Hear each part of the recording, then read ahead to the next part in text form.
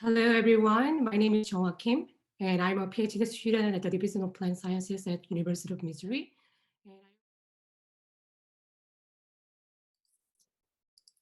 And all you know that editing involves engineering nucleus, which could be used to recognize specific site and also cause double-strand break in the genomic in the cell, or called in vivo.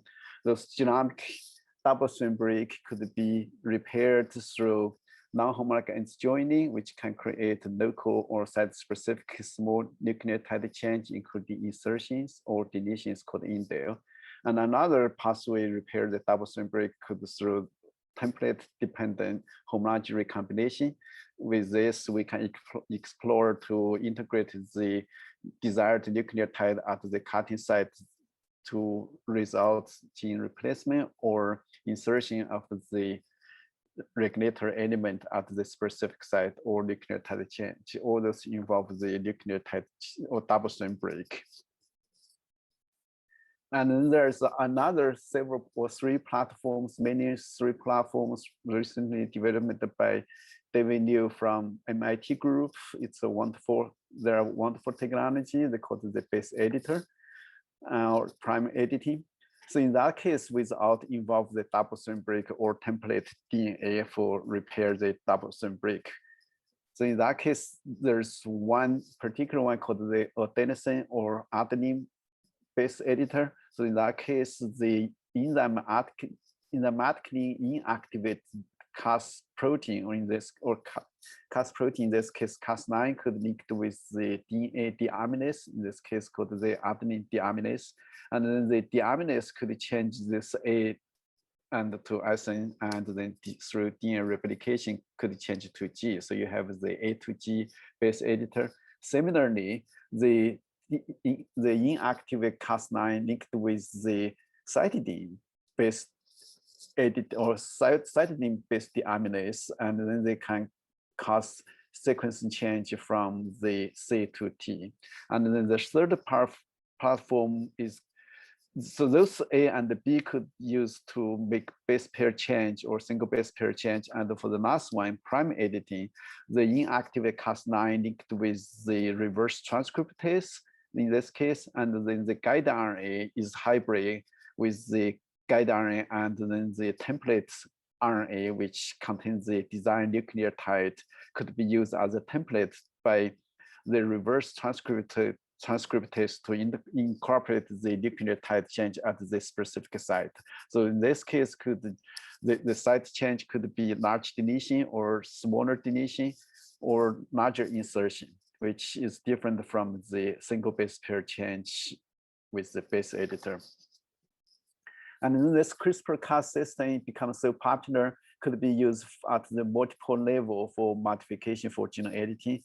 Could be used for base edit, could be used at the DNA level, or could be used at the transcription level, which linked with the activator or repressor to control the gene expression, similar like the transcription factor or RNA site. And then also could be used for RNA editing, could use to link with the base editor for RNA edit, or use the RNA nucleus to lock down the RNA based on the guide RNA. And also another aspect could use as the imaging system by linking the Cas9 or Cas13 with the marker protein, and could link the site for fluorescence as the DNA or RNA imaging.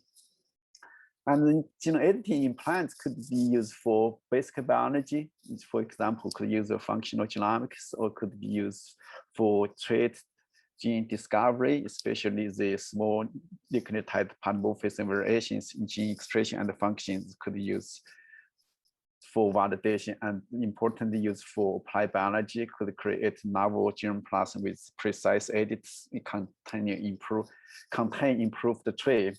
So in that case, could increase the crop productivity and also food production, increase resistance to plant pathogen and pests, and increase the tolerance to abiotic stress, and better manage for weeds and make a healthier or more nutritious food. So all those could be the consequence by using the genome editing technology in plants.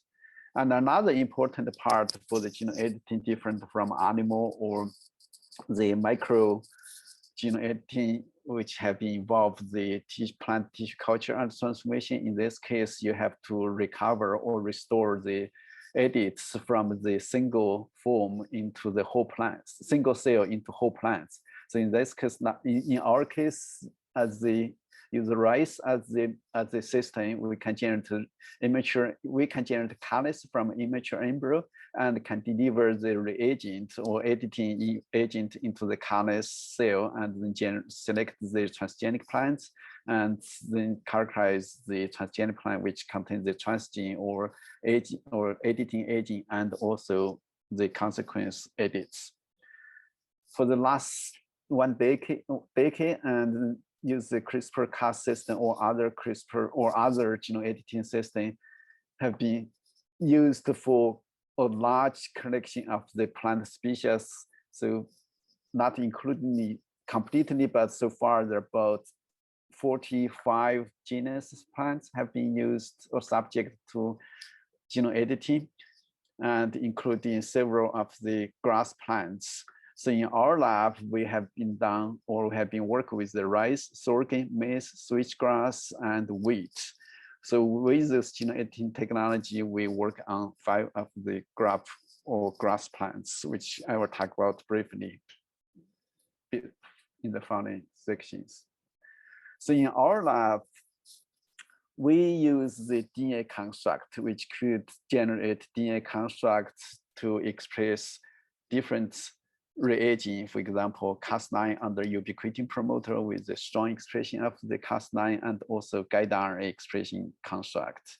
And that could be used for target mutagenesis. At the same time, if we use the homology with the homologous arm, including flank the nucleotide change we wanted and use this as a template to do the homology direct repair, and we can generate the HR events, which at the same time, people or other group use the pre-mixture of the Cas9 or guide RNA or say other Cas protein with guide RNA and use called the ribonuclear protein RNA could directly deliver into the plant and can generate edit and recover plants from those edited cells. And then there's some case could use the Cas9 mRNA and single guide RNA, which synthesized or expressed and mixed them and put into or deliver into plant cell generated edit.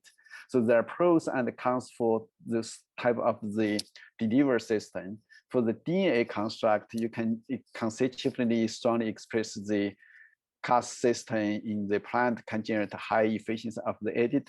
But with the RNA or ribonuclear RNP, you do not have this DNA concern. The efficiency will be lower and probably less off-target effect. And even when you deliver the DNA construct into plant generated edits, those edits this edits and the transfer DNA or tDNA could be segregated in the progeny genetically, and then you can select or screen. You can screen and select the edit-only plants or progeny, and also discard the tDNA containing plant. So in this case, they call the non-segregant. USDA FS will not regard this as the regulator article or plant.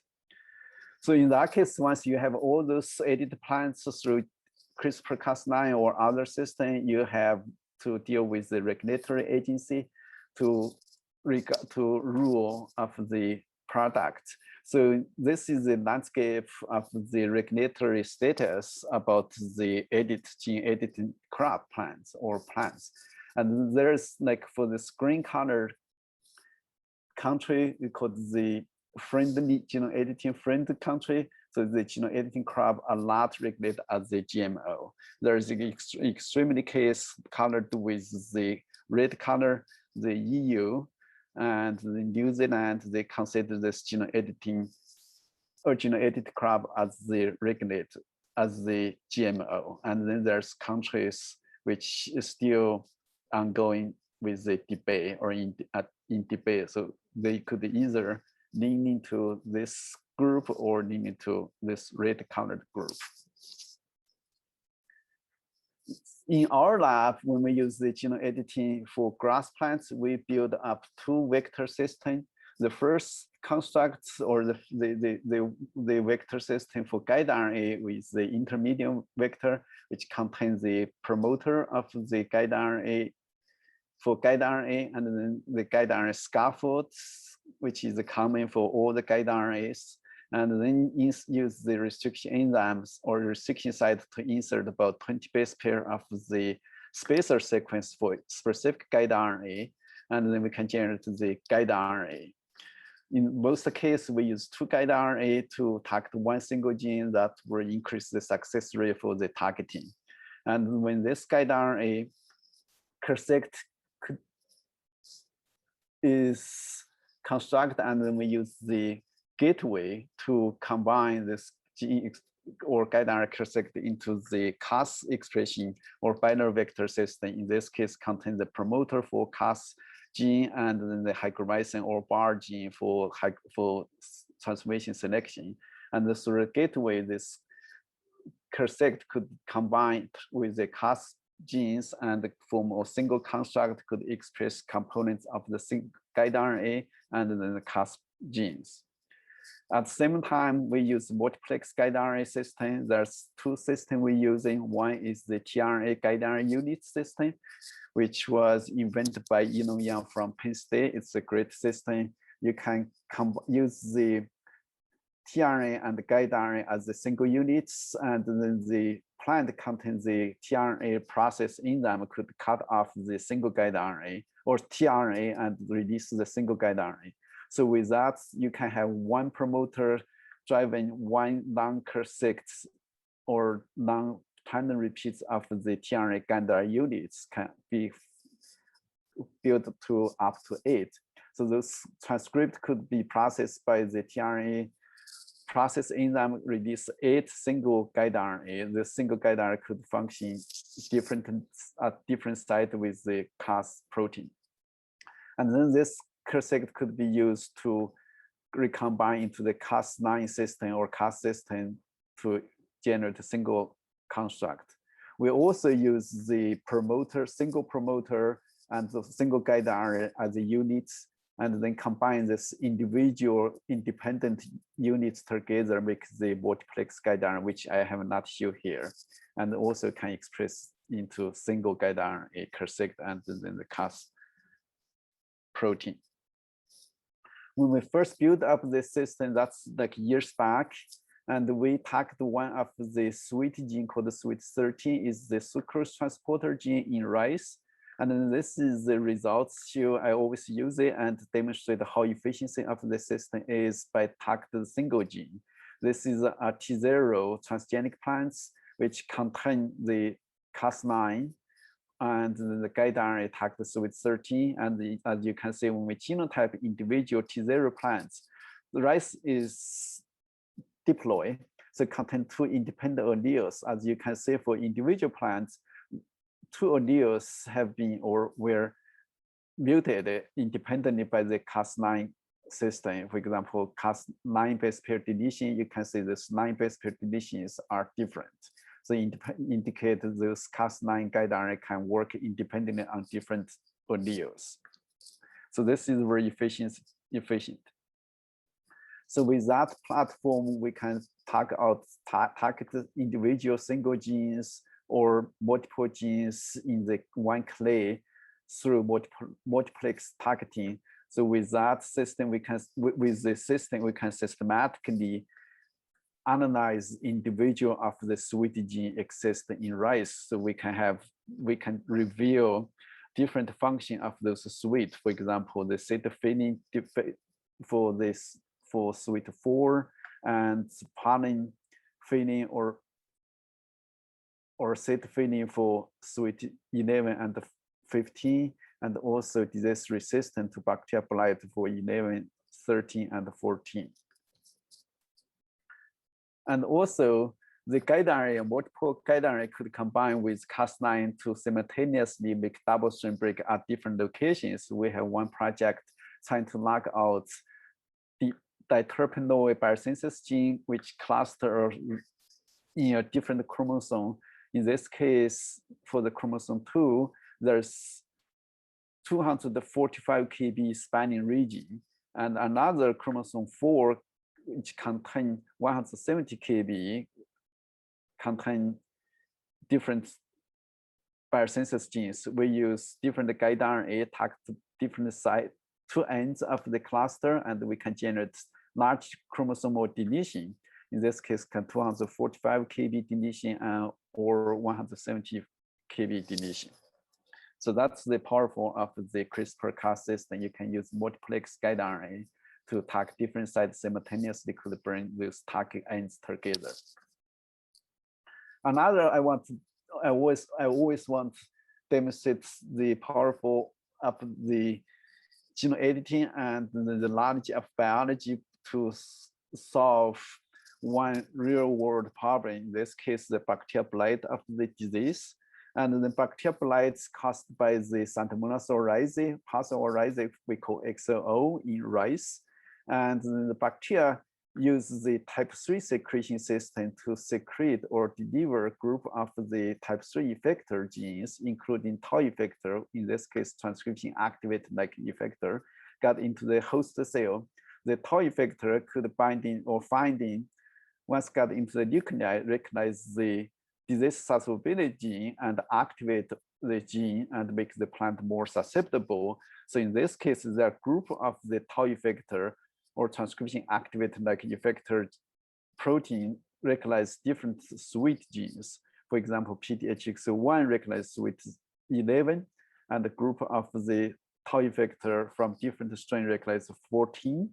And in nature, the rice fight back by mutate or by changing the EBE effector binding element in the susceptibility gene, in the promoter of susceptibility gene, and disrupt the tau effector binding and disrupt the function of the tau effector to induce the disease susceptibility gene and make the plant resistant. So in this called the R gene, but genetically recessive. There's multiple tau effectors in different of the XOO and tag the 3 different type of the sweets. So the idea or the strategy would be if those 5 tag sites could be changed through multiplex genome editing, we probably can create a single plants, single rice plants could be resistant to all those different tau effector or those Xanthomonas to cause bacterial blight. So in this case, could be engineered, could be used to engineer durable or broad disease resistance. To do that, we have one project or one experiment design different guide RNA tagged at different sites. For example, this PTHX1 tau effector binding sites for sweet 11, similarly for sweet 13, and different guide RNA tagged different effector binding site for sweet 14. So once we have the single construct express different guide RNA delivered into the plant cell or to the transformation, we can generate plants which contain different combination of the tags or different combination of the nucleotide change. So in this case, we generate one single plant, one of the plants from those mutant plants have the multiple mutations. For example, sweet 11 contains 3 base pair deletion in one allele and another 1 base pair insertion in another allele. Similarly, for sweet 13 and for sweet 14, there are 3 tag sites which contain different type of the change. And there's only one allele for sweet 14 is wild type. So this demonstrates this multiplex genome editing system is very efficient to create multiple sites mutations. So when we have all different combination of those plants together, and then when we do the disease assay, inoculate those plants, edited plants with different bacteria strains, and it shows the different phenotype of the disease, either susceptible or resistant. For example, the wild type is resistant to all the bacterial strains used to do the inoculation, but the plants with different edits contain, or the plants contain different edit could have the different phenotype of the resistance or susceptibility, depending on which site is mutated corresponding which tau effector of the bacterial strain. And when the similar technology or guide RNA applied to the init or cultivate rice, for example, this case is IR64, which is or has been widely used in the rice breeding program. And we can generate the different type of the variation or mutation at different side of the suites or 3 suites, and then correspondingly or coordinating the edit plants behave or become resistant to different of the strain of XO, the blight pathogens. So with that, we have this is the kind of the work led by from one group led by Wolf Farmer from Germany and involve multiple institutions from different continents. And then the idea of the future, the goal will be provide this sweet R kit to the small farmer, which including the resistant rice variety and also the diagnostic tools, which I haven't talked about here, which can use to detect different XO pathogens. For the rest of my talk, I would like to expand some of the work we have been done for genome editing in different or other grass plants, for example, sorghum, maize, wheat, and switchgrass, all have been published in the Plant Biotechnology Journal. If you are interested, you can go to read this in more detail, but I briefly talk about the work.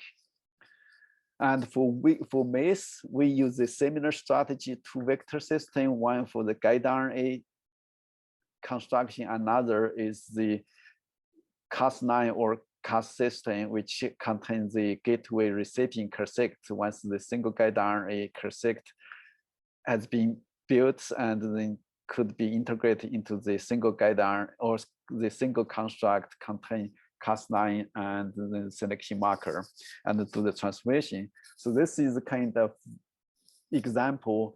We use 3 different constructs which target sweet or AGO18A, AGO18B, or guide RNA construct target A1 or A2, and all those constructs, when transformed into the transformable maize or HI2, they can generate expected mutations, which is hard to say, but there, believe me, there are all type of the different mutations in different of the plants, which is very efficient for the system in maize.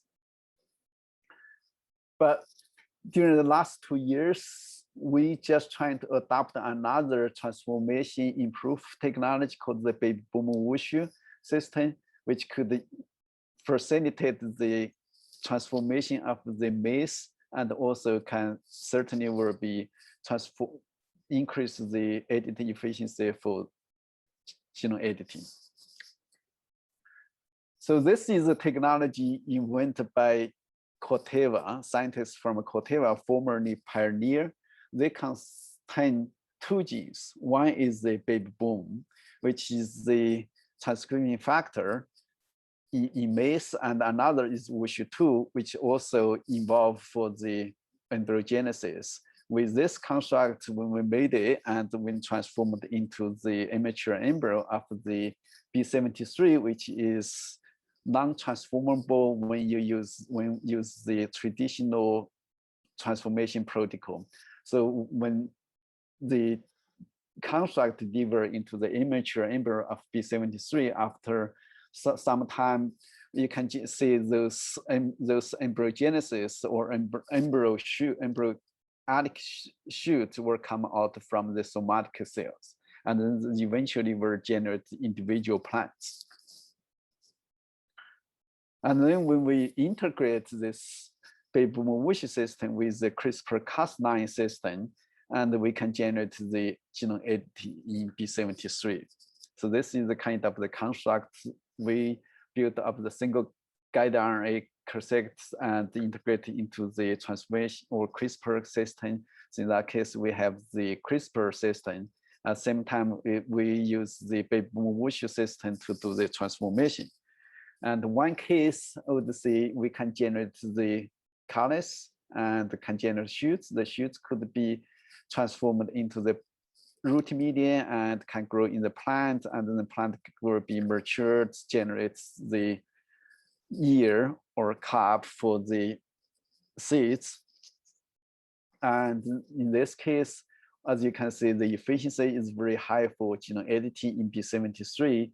For one of the target gene, this have like 3 independent lines, and those lines has the biallelic or mutation in 2 alleles, either bigger deletion here or smaller deletion, or sometimes the base pair insertion. So all those 3 plants behave or show this edits in target sites or at the 2 target sites. And then those plants go to the, or we have the edit go to the next generation. So when we use the restriction enzyme digest the PCR product, as you can see, the wild type could be cut, and then the mutation cannot be cut because the mutation changes the restriction site. At the same time, go to the next generation, or called T1 or E2 or E1, called the edited plants, generation 1. As you can see, we can generate some plants which contain the edit, but not the baby boom wish tDNA. The baby boom wish tDNA could be segregated out through the genetic segregation of self-in or outcrossing. And the efficiency for this particular case is pretty good, or is pretty high.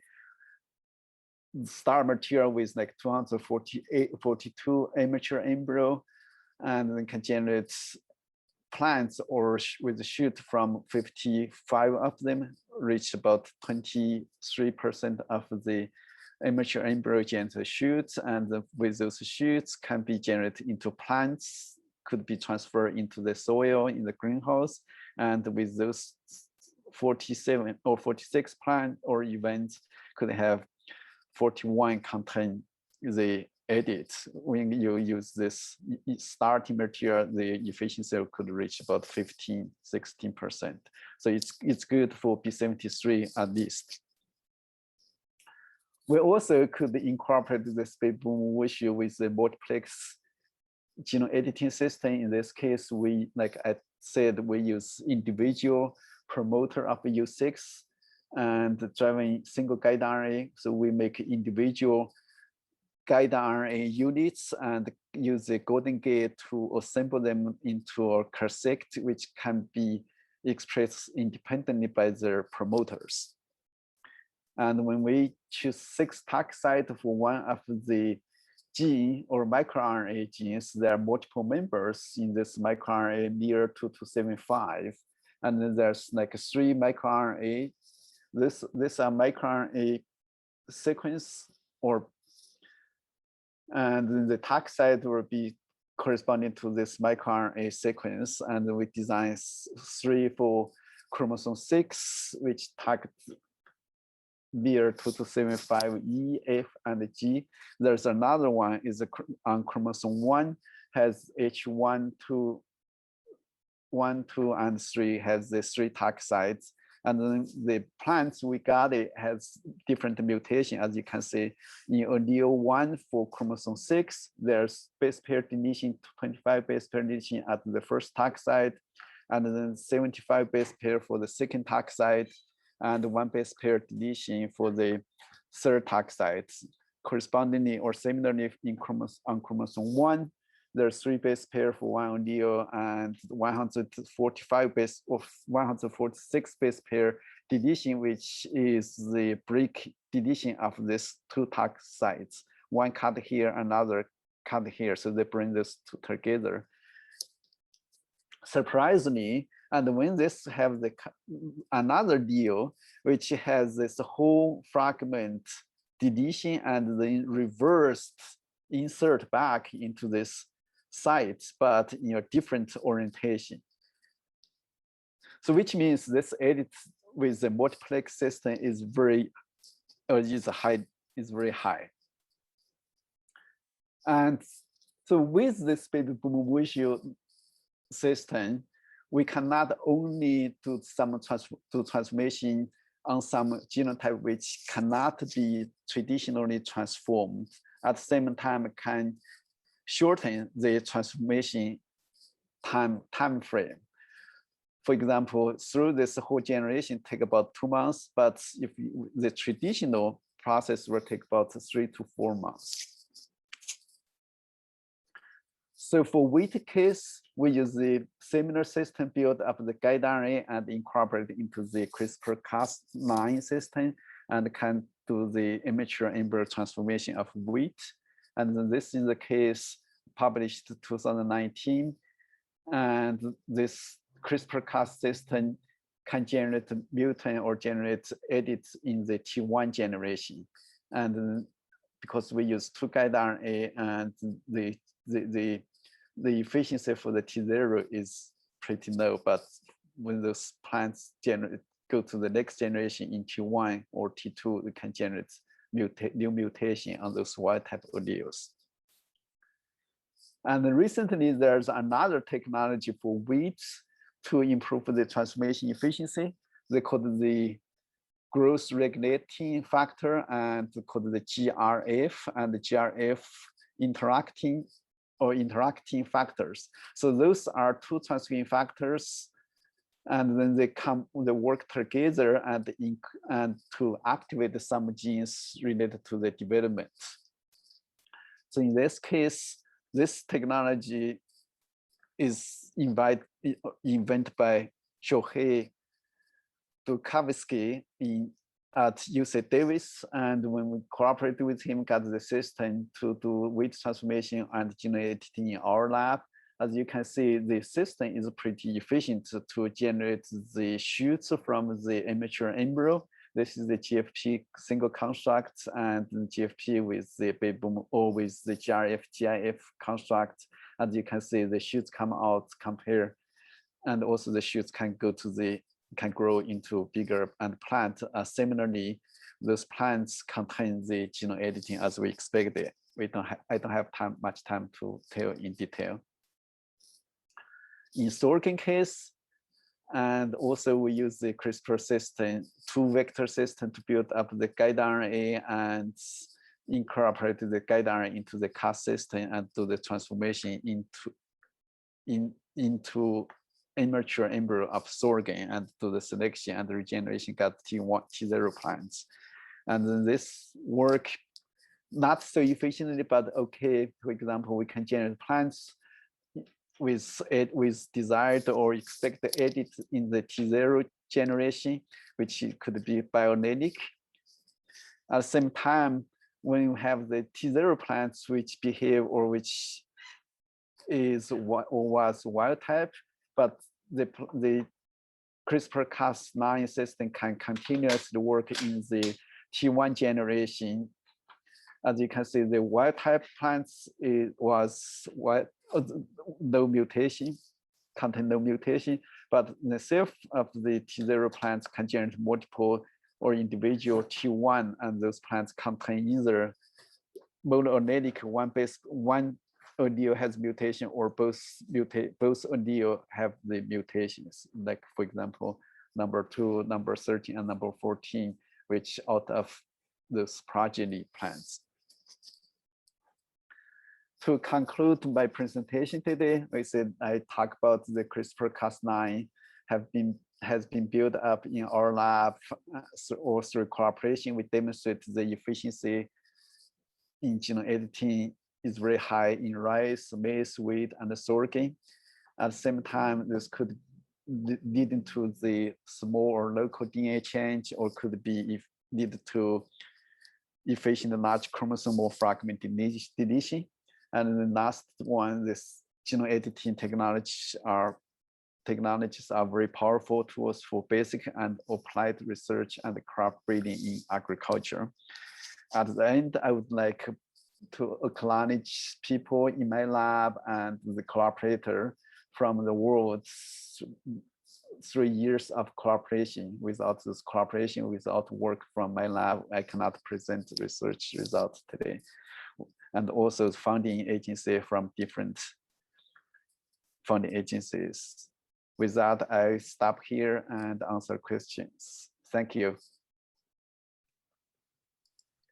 Thank you so much for your talk. Yeah, it was great. Yeah, we do know about like genome editing, especially in grass plants. And yeah, we do have several questions in our chat box. So one question is from Sinha. And the question is, for the maize CRISPR systems, what is the survival rate of the plants coming out of the transformation? And how often do you get biallelic mutations? Biallelic mutations, sorry. Well, like when we did the maize transformation or genome editing, the system we use are very efficient.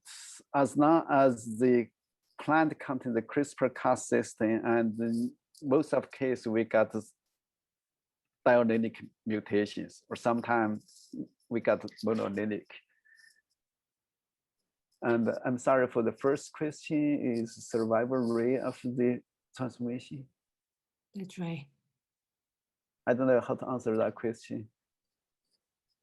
So yeah, let's move on to the next question. Sure. So it's from Bhupinder.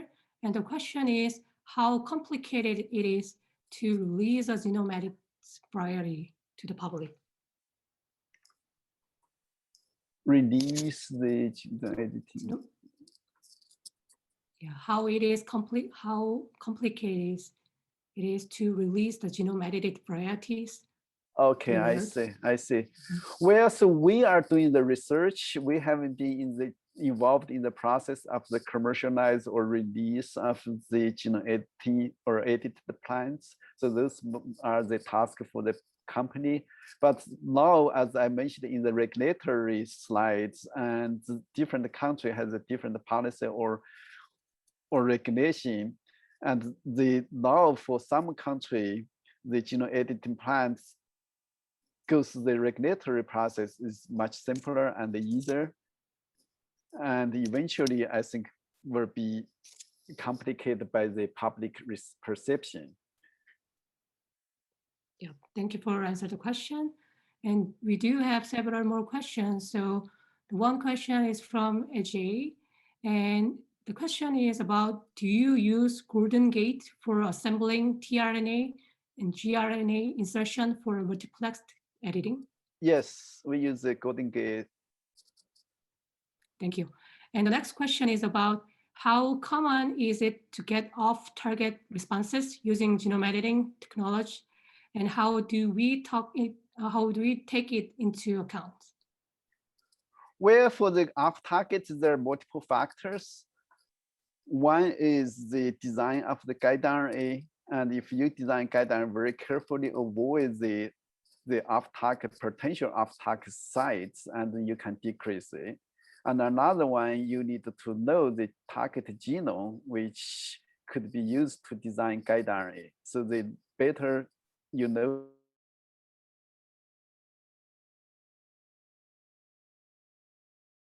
the off-target. So that's basically dependent and always have the off-target with the genome editing. But when working with a plant, you can always cross out of those off-targets or eliminate some of the sites has a deteriorate or phenotype by genetic outcross. Thank you for answering. And the next question is from Nancy. And the question is, which is the maximum event edits you have obtained in maize? And which is the main factor to recover a good number of event edits? Well, it's like the maximum number event we can get is dependent on different constructs. And the first one I mentioned is our first maize transformation. We recover hundreds of plants, and there are lots of events. And then some of the construct we work on, we could get only a few. So that's dependent on the construct and also dependent on the gene we target. And the factor to recovery is probably the gene target. I see. And thank you for answering the question. And we do have one more question from Tyler. And the question is, would you be willing to speculate on the possibility of CAS-mediated knock-ins in, for example, like maize? And is this technology on like horizon, on the horizon? Well, we haven't done any gene knock-in in maize, but we did some preliminary work in rice. And that's where our next task to work on the gene knock-in in grass plants. I think the knock-in technology will have tremendous benefit or advantage for the research and also for the breeding application. I see. Oh, we do have one more question actually. So it's from Pawan. And the question is, soybean is intensively studied in Missouri. And is there any progress of genome editing in soybean? Sorry. You're fine. Well, we started working on soybean. We made some progress by building up the CRISPR-Cas system, but we still face some challenge. We'll work on it. I see. And actually, I do have one more question. So what kind of factors specifically affect like transformation efficiency or success in genome editing? And especially, there are any differences in technical difficulties in conducting genome editing among like different species? Well, I think there are multiple factors. One is the scale. That's people always say like transformation tissue culture is art. I'm fortunate to have several people working in my lab which work very efficiently for transformation. And another one is the technology. And technology play a very important role to improve the transformation efficiency and also genome editing. So invest in technology where I think will be beneficial for this or for the community. Thank you. I say thank you for answering all the questions, Dr. Yang.